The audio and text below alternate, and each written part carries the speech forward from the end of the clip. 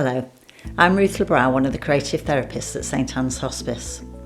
Today I'd like to show you how to personalise a photo frame using resin forget-me-nots.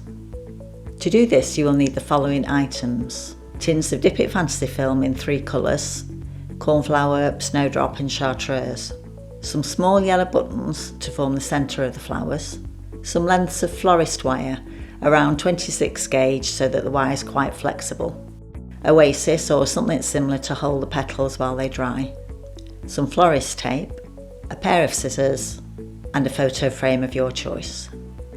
All these items are available online and from good art suppliers. Each forget-me-not needs 5 petals. An average length of wire will make 3 petals, so you will need 2 lengths for each flower and a further half a length for the centre stem. Starting with the petals, divide each length into 3. I'm using green paper covered wire to make it easier to demonstrate, but plain silver wire will work just as well. Twist each of the thirds into a loop, making sure that it won't come apart. You need to leave enough wire at the end. This will let you dip it into the resin easily without getting it all over your fingers, keep the petals safe when you stand it in the oasis, and also help you attach it securely to the centre stem. Place your forefinger and middle finger into the loop to shape the top of the petal. Then pull out the bottom of the petal with your thumb and 4 fingers. Do the same with the other 4 petals and then bring them all together to ensure they are fairly even. Now it's time to dip the petals. Keep the lid off the resin just long enough to dip your petals before putting it back on, as the resin hardens when it comes into contact with the air, and over time it'll become unworkable. Holding on to each piece of wire, dip it under the resin until it passes the point where the twist is. Otherwise it'll not make a complete seal.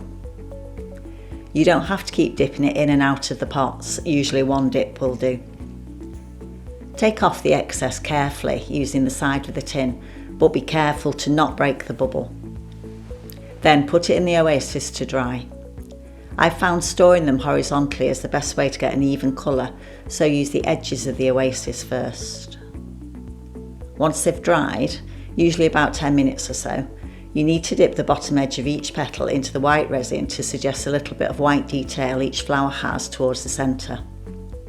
Holding the top of each petal, dip the tail end of the wire into the white resin and then stand in the oasis until dry. While these are drying off, you can make the centre stem of the flower. This is done by using half a piece of wire which is threaded through the buttonholes and then twisted underneath the button. Once the white resin has dried, remove the excess from the tail end of the petals and you're ready to attach the petals to the stem. Do this one at a time, making sure they are evenly spaced around the button centre and tightly secured. It's a nice contrast to add a couple of leaves which are made in a very similar way. Starting with half a piece of wire, looped and then stretched into a long leaf.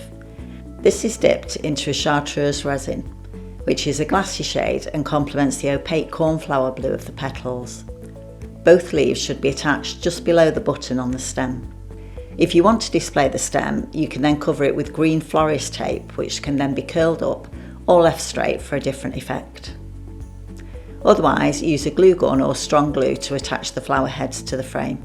Your flowers can be made in various sizes depending on the lengths of wire, but they do get very fiddly as they get smaller, and the resin doesn't always cover as well if the petals are too large.